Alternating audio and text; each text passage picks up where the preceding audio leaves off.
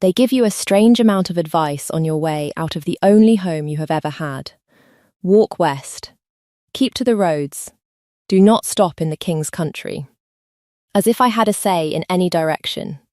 As if west were a mercy and not simply the way the gate happened to face when they put me through it. I walked until the road stopped being a road and started being a suggestion.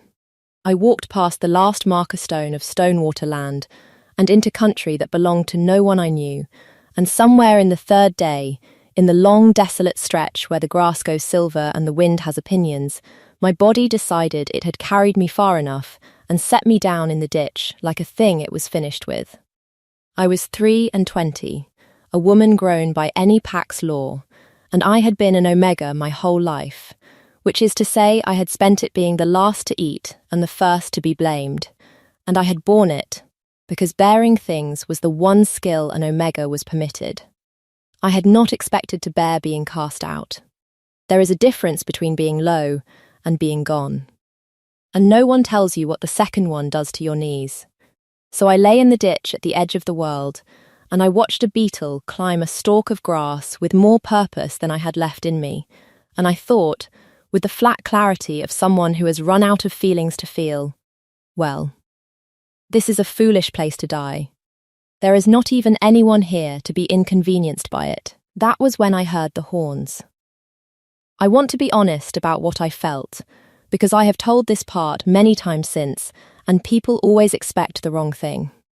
I did not feel hope. Hope is for people who still have somewhere to be. What I felt, hearing a royal procession come up the road, the horns, the iron-shod hooves, the particular weight of many people who matter all moving together, was a small, tired wish that they would have the decency to pass quickly and not make me watch. They were beautiful, I will give them that. Banners the colour of old blood, riders in grey and silver, horses that had never once been hungry, and out ahead of all of it, loping easy at the head of the column, the way a flag goes ahead of an army, an enormous wolf, black going to grey at the muzzle. The kind of creature that makes the back of your neck remember what your kind used to be afraid of. I expected him to pass. They were all going to pass. I was a grey heap in a grey ditch, and I had stopped being visible to the world the moment my own alpha turned his back. The wolf stopped. He stopped the way a held breath stops, completely, between one stride and the next, and he turned his great head, and he looked across the desolate ground straight at me, and then he left the road. He left the road, and the column behind him faltered, and a horn that had been sounding cut off mid-note, and the whole shining river of them stumbled to a halt, because the thing at its head had simply walked away from the entire kingdom to cross a ditch toward a dying omega, and lay down in the wet grass at my side, and put his head against my shoulder, and refused, with his whole vast, unmovable body, to go anywhere ever again. I did not understand it. I want that on the record, because everyone who came after understood it instantly and looked at me as though I were slow. But I had spent my life being chosen last or not at all, and the language of being chosen first was not one I had ever been taught, and so I lay there with the great weight of a king's wolf settled along my side, and I thought only, he is warm. And then, because I was who I was even at the bottom, I hope I do not get blamed for this. Up on the road, men were shouting. A woman's voice, high and sharp, was demanding to know what had happened to the procession. And then all the shouting stopped at once, the way noise stops when the person it is afraid of arrives, and I heard boots in the grass, unhurried, and I turned my head, and I saw him for the first time. The Alpha King. I will not pretend I read him correctly. I read him as cold, tall, dark, still in a way that the still air around him seemed to copy, with grey at his temples too young for his face and eyes that had decided, some time ago, to want nothing. He looked at his wolf lying in the dirt beside a stranger. He looked at me. And something crossed his face so fast I would spend weeks deciding whether I had imagined it. Not surprise. Not anger. Something closer to the look a man gives a door he had nailed shut, finding it open. "Move," he told the wolf. His voice was low and used to being obeyed. The wolf did not move. I learned a great deal about the king in that moment, though I did not know it yet. I learned that he asked his own wolf to leave me as if it were a soldier. I learned that the wolf, for the first time in anyone's memory, told its king no. And I learned, from the silence of 40 people who served him, that no one there had ever seen such a thing and lived to gossip about it before. "He stopped the convoy," I offered, helpfully, from the ditch. "I think your wolf is broken. You should have that looked at." The king of the Iron Territories looked down at me, a heap of exiled nothing with grass in my hair and a dead woman's wind in my ears, and for one moment the cold thing in his face cracked, and underneath it was something so raw and so unguarded that I looked away on instinct, the way you look away from a wound that is none of your business. "No," he said quietly. "I don't think I will. They could not leave me." That was the shape of it, and everyone hated the shape. His wolf would not go without me, and a king cannot be parted from his wolf, and so I, who had nothing, became the thing the entire procession had to solve. They wrapped me in a fur that probably cost more than my whole life, and put me in a wagon, and the wolf walked beside the wagon the entire way, his shoulder against the boards, and the king rode ahead and did not look back, and I understood that I had become a problem with a roof over it, which was still a great deal more than I had owned that morning. I want to be clear that I was given a choice. The second in command saw to that, a broad, weathered man named Einar, with a soldier's scars and a grandfather's patience, who crouched by the wagon at the first halt and told me plainly that I was free to be set down at the next village with coin enough to start again, and that no one would force me a step toward the keep if I did not wish it. I thought about it. I was good at being nothing. I had references. The village would have been the sensible road. "Will the wolf follow me to the village?" I asked, "or will he follow the wagon?" Einar's mouth did something complicated. "The wolf," he said, "will follow you, mistress. That is the trouble." "Then I had better stay near the king," I said, "or I will have stolen the realm its wolf, and an omega does not survive that twice in one life." I meant it as the dry joke it was. Einar did not laugh. He looked at me a long moment, the way you look at a card that has been played in a game you thought you understood, and then he stood and told the driver to carry on. So I chose the keep. I want that remembered, in everything that came after. No one carried me into that life. I walked into it on my own broken knees, for the worst of reasons, which was a warm animal who would not leave me, and it remains the best decision I have ever made. The keep was a mountain pretending to be a building. Black stone, banners, a great hall built to make a person feel like a coin dropped down a well. They gave me a real room, with a real bed, the first door in my life that locked from my side, and they gave me plain grey clothes and work in the still room grinding herbs, because even a king's broken wolf cannot make the household feed an idle mouth, and that suited me. I knew how to be useful, I did not know how to be wanted, and I was not foolish enough to think that was what this was. It was at my first meal in the great hall that I noticed the chair. The high table sat above the rest on a dais, and at the king's right hand was a place laid as carefully as his own, a setting, a cup, a folded cloth, and no one sat in it. No one went near it.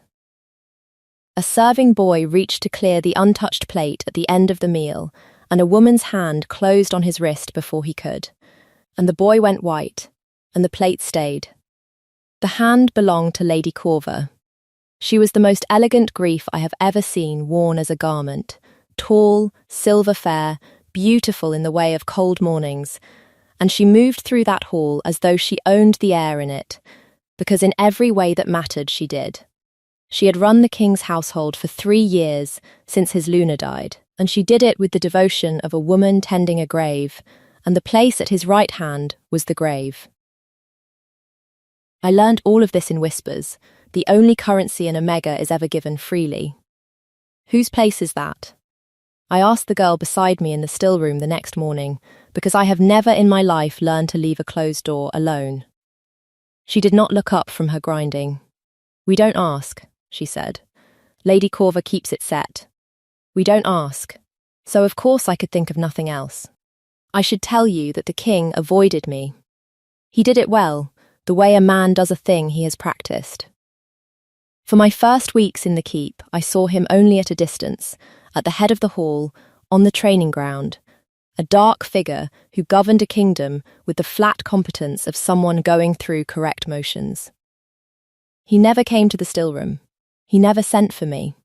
His wolf had no such restraint. The wolf came most evenings, padding into the stillroom while I worked, lying down across the doorway so that I had to step over him to leave, putting his great head in my lap with a sigh that rattled the bottles on the shelf. I talked to him the way you talk to something that cannot answer, which is to say honestly.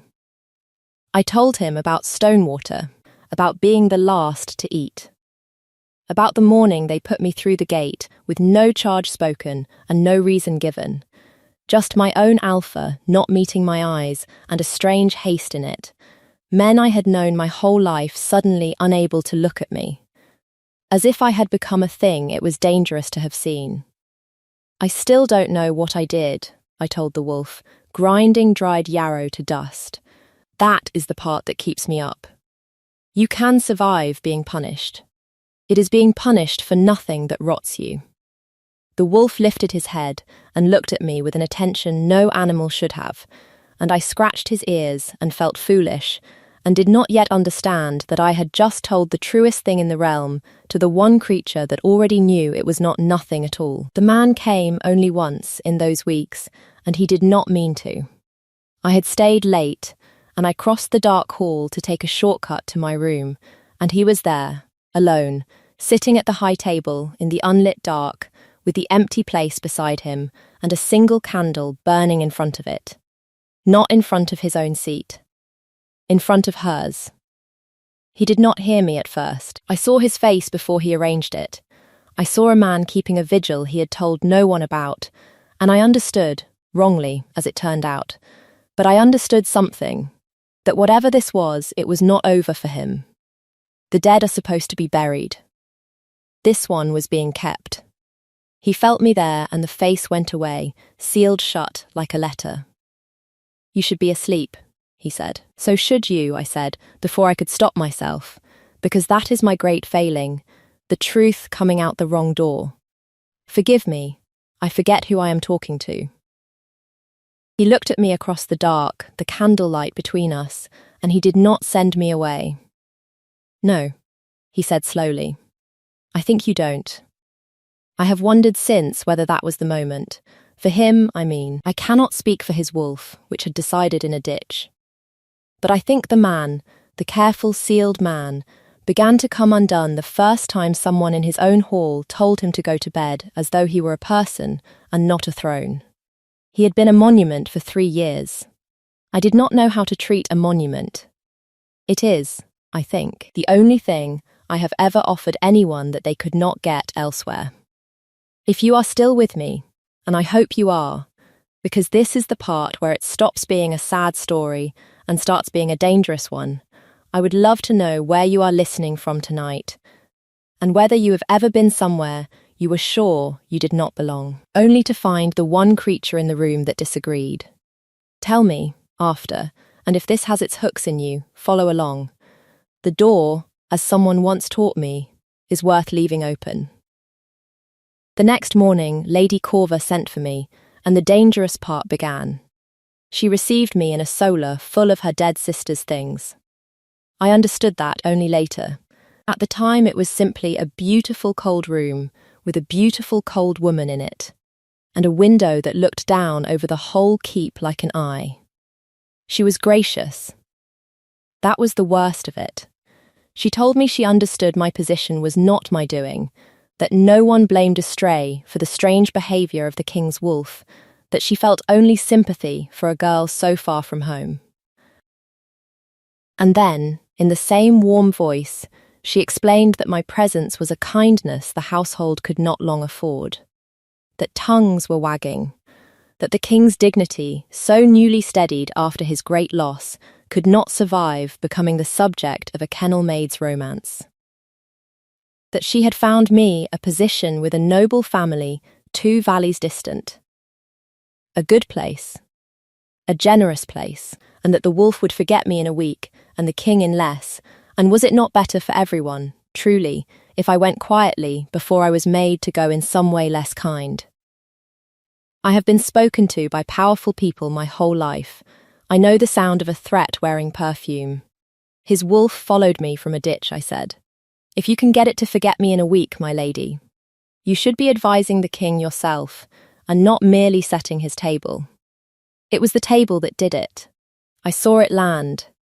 I had not even meant the empty place, I had meant her keeping of his household, but her face went still in a way that told me I had stepped on something buried, and she smiled, and it did not reach the cold morning of her eyes, and she said, very pleasantly, that she could see I would need to learn my place the hard way, as some did, and that she would pray it did not cost me. I went back to the still room and ground herbs until my hands ached and told myself I had won. I had not won. I had only made myself worth the trouble of removing. The first attempt came 3 days later, and it was clever, because it did not look like an attempt at all. A vial went missing from the still room, a strong one, a sleeping draught that became a poison at the wrong dose, and was found, by a search Lady Corver herself suggested out of concern for the household's safety, in my locked room, behind the loose stone I did not know was loose. An omega, a stranger, with a stolen poison. In a keep that had already lost one Luna to a death no one liked to speak of. The conclusion arranged itself. I did not even have to be accused. I simply had to be looked at by enough people in the great hall, with the vial on the table between us, while Lady Corver grieved aloud for the danger I had brought beneath the king's roof. It nearly worked. I felt it nearly work. I felt the hall turn the way a tide turns, all that fear and grief finding a shape at last. And the shape was me, and I stood there with nothing. Again, with nothing, always with nothing, and understood that I was about to be put out of a second gate, and that this one would not open onto a road. And the king stood up. He came down off the dais, which I would later be told he had not done in that hall since the day they carried his Luna out of it, and he crossed to where I stood with the guards' shadows falling over me, and he turned to face his own court, and he put the vial in his own hand, and he looked at it, and then he looked at Lady Corver. A still-room vial, he said, behind a stone in a locked room, found by a search you proposed. He set it down. I have spent 3 years, my lady, being grateful for how well you tend my house. Tend it. Do not arrange it. The hall did not breathe. This woman did not steal that, he said, to all of them, any more than my wolf was bewitched into a ditch. My wolf does not make mistakes about people. It is the one part of me that never has. He looked at me then, and the whole court watched him do it, and there was that raw, unsealed thing in his face again, out in the open now, where it could be used against him, which for a man who had made an art of wanting nothing was the most reckless act in the world. She stays, he said. She stays at my pleasure and under my protection, and the next hand that moves against her answers to me. Not to the law. Is that understood? It was not a question. They understood. It should have ended there. I keep saying that. In these stories of mine, and I have learned that the place where it should end and the place where the knife actually is are rarely the same place. Because I was watching Lady Corver's face when the king defended me, and I had been read wrongly my whole life by people who thought low meant stupid, and I had learned to read others very well in return. And what I saw in her was not a thwarted schemer. It was fear, specific fear. The fear of someone who has realised that the thing they were trying to throw out of the house had nearly seen what was hidden in it. That night I could not sleep, and I went back to the dark hall, to the empty place, because I have never once in my life been able to leave a closed door alone. The candle was there, and this time, beside it, the king. You did not have to do that, I said. I did, he said. He did not look up from the small flame. I have let one woman be taken out of this hall on a lie I was too slow to stop. I will not do it twice. And there it was, the door swinging open. I sat down, not in the empty place, I was not a fool, but on the step below the dais, and I asked him the question I had been swallowing for weeks. What really happened to her? He was quiet so long I thought he would not answer. Then he told me, in short, hard sentences, like a man paying out coin he could not spare. He told me that his Luna, Linnea, had died 3 years before of a wasting sickness that came on her in a single season, that the physicians had named it, and the pack had mourned it, and the realm had moved on, and that he had never, not for one day, believed it. That a healthy young wolf does not wither in a season for no cause. That he had spent 3 years quietly gathering what he could, symptoms, dates, the names of who had brought her food and drink in her last weeks, and had found nothing he could prove and could not make himself stop. That the empty place was not a shrine. It was an open question he could not close. Everyone thinks I keep it out of love, he said, and the candle shook with his breath. I keep it because I failed her. Because someone in my own house, I think, did this, and I have never been able to prove it, and until I do, I will not let her plate be cleared as if she simply finished her meal and left. I felt the cold come up through the stone into my bones, but it was not the stone. It was the shape of a thing arriving, because he had said symptoms and dates and a wasting that came on in a season, and far away in the bottom of my memory, in the last cruel weeks before Stonewater put me through the gate, a thing I had seen and not understood turned over and showed me its other side. I had been a still-room girl at Stonewater too. That is the part no one in this keep knew. Because no one had asked the Omega anything. And in my last months there, my alpha, Garrick, a hard man who had always frightened me, had received a visitor. A fine grey cloaked rider who came in the dark and left before dawn, 3 times across one winter, and who paid Garrick in coin and in something better than coin, which was the promise of an alliance with the king's house once a certain obstacle was passed. I had carried the wine in. I had heard a name spoken that meant nothing to me then, the king's lady, the king's lady, the king's lady, and I had heard the words, a clean sickness, nothing the physicians will question, and I had thought it was politics. The way the kennel maid thinks the master's business is weather, and I had forgotten it, because forgetting was safer than the alternative. Until they put me out. With no charge. In a strange haste. My alpha not meeting my eyes. Not because I had done anything, because I had carried the wine. Because I was the one who had seen the grey rider's face in the lamplight, 3 winters running, and a witness with nothing left to lose is the only kind of witness that frightens a careful person. Garrick had not cast out an Omega. He had buried a mouth. And he had done it in a hurry because, somewhere, someone had grown afraid of what that mouth might say. I knew the grey rider's face. I had been seeing it for weeks in this keep, gracious and cold, keeping a dead woman's plate set with her own hand so that no one else would ever clear it and find what a careful person leaves behind when they think no one low enough to matter is watching. Roderick, I said, his name, the first time, and I did not even notice I had used it. The plate. The cup. Has it been the same cup all 3 years? The one she drank from? He went very still. Corva insists on it, he said. No one else is to touch it. She says he stopped. I watched him arrive where I had already arrived. I watched 3 years of grief turn in one breath into something with a blade in it. She says it is sacred to her sister. It is the one thing she cannot let anyone examine, I said. Because if there is anything left in the glaze of it, in the metal of it, any trace at all of what was given to your Luna, then the most careful person in this house has kept the proof of her own crime on your table for 3 years, in plain sight, daring anyone low enough to be ignored to notice. My voice did the thing I had not given it leave to do. I made it stop. I noticed, I said. I am very low. It is the one advantage of it. He was on his feet. And so was the danger, because a careful person who is afraid does not wait to be exposed. Lady Corva moved that same night. I will give her this. She did not panic. She did the careful thing. She came for the cup. Ina caught her in the dark hall with it already in her hands, wrapped in cloth, on her way to wherever careful people make such things disappear.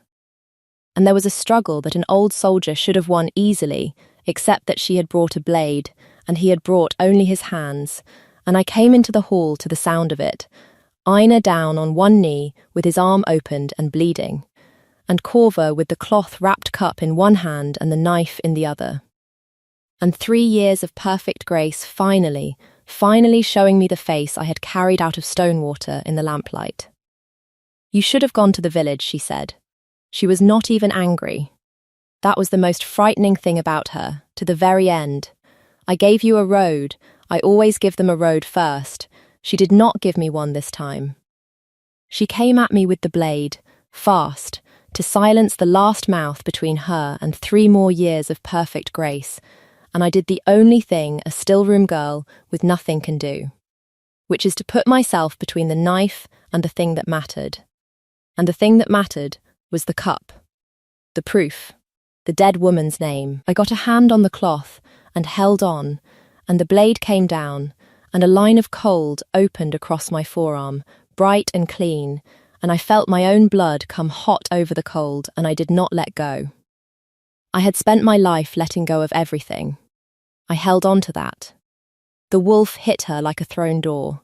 He came out of the dark with the king a half step behind him in the shape of a man. And Corva went down under 300 pounds of the one creature in the world that had never once been wrong about people, and the cup rolled free across the flagstones and did not break. And I sat down hard against the dais, with my arm open to the bone and the proof safe in my bleeding lap, and I started, helplessly, to laugh. Your wolf, I told the king, who had dropped to his knees in front of me with his hands hovering over the wound as if he had forgotten how to touch anything, is not broken after all. I take it back. They examined the cup. Of course they did. The king's own physicians, and then a healer from a rival pack brought in so that no one could cry favour, and there was a residue in the old glaze. Faint after 3 years, but there. A thing that does not occur in wine, and does occur in the still room of a careful poisoner, and it matched, to the trained nose, a compound that wastes a body slowly and reads, to the untrained one, as a clean sickness, nothing the physicians will question. I gave my testimony with my arm bound in a sling and my voice not entirely steady. I told them about Stonewater, about the wine I had carried, about the grey rider who came 3 winters running, and the name I had heard, and the alliance that was promised once a certain obstacle was passed. I told them I had been put out of my gate, not for any sin, but because I had a face that had seen a face. And then I named the face in the king's great hall, in front of the whole court that had so recently been ready to put me out of a second gate, and I watched the realm understand, all at once, that the cast-out Omega with nothing had walked in carrying the one thing the king had been unable to find for 3 years, and that the gracious lady tending the grave had dug it. Garrick of Stonewater was sent for in chains within the month. Lady Corva did not survive long enough to be sent anywhere. A pack does not show mercy to the murderer of its Luna, and the king did not ask it to. And I found I had no grief to spare for the woman who had emptied that chair and then kept it set as a trophy for 3 years. Some things do not deserve my softness, and I have stopped apologising for knowing which. That was the turn none of us saw, though all of us should have. We had all been looking at the stray in the ditch and asking what she had done to deserve it. No one had thought to ask whether she had done anything at all, whether the lowest thing in the room had been thrown away precisely because she was the only one who had seen. I had arrived with nothing. It turned out nothing was the most dangerous thing in the realm, if you knew how to read it. I have stopped, since, trusting the word. There is no such thing as a person with nothing. There is only a person no one has bothered to ask. The kiss, when it came later, and I will keep the most of it, because some things are mine. I will tell you only that it was on the step below the dais where I had first told a king to go to bed, with the candle still burning beside the empty place, and that when it ended, I understood for the first time what that flame had really been keeping lit, not a grave, a door. Held open 3 years for an answer, and the answer had walked in out of a ditch.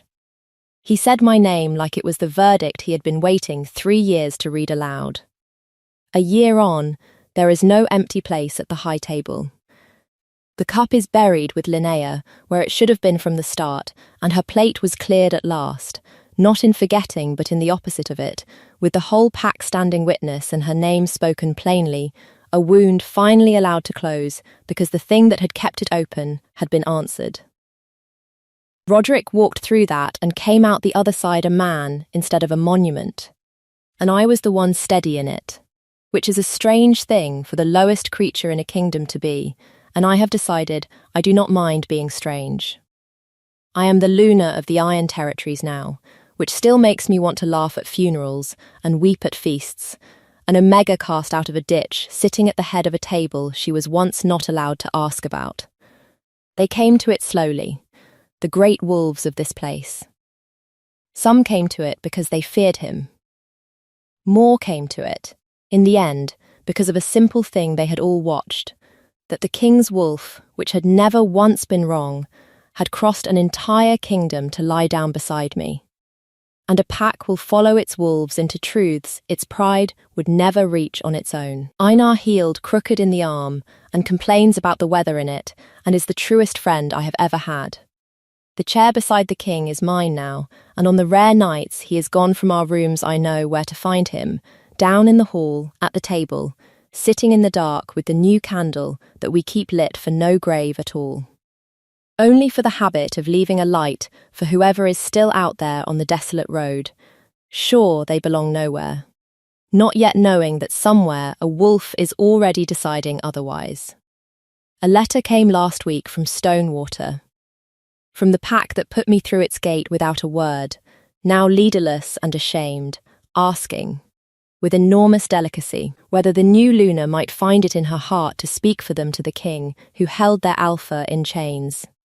I had Einar write back that the Luna remembers exactly how it feels to be put out of a gate with nothing, and that she would not wish it on them, and that this was the whole of the mercy they would get from me, and that they should consider it generous, because I had carried their wine and I knew precisely what they were capable of forgetting. Then I went and found my wolf in the dark hall and sat down beside him on the step, and he put his great head in my lap and sighed, and the candle burned, and I scratched his ears the way I had that first night in the still room when I thought he was broken and I was nothing, and neither of those things had ever been true. So tell me, did you believe it when they told you I had nothing? I almost did myself. And wherever you are tonight, on whatever desolate stretch of your own road, I hope you find the one in the room who disagrees. Light a candle in the comments, tell me where you are listening from, and if this kept you company in the dark, stay, follow along. There is a place at this table now, and I have learned, against everything they taught me, to keep it set for someone.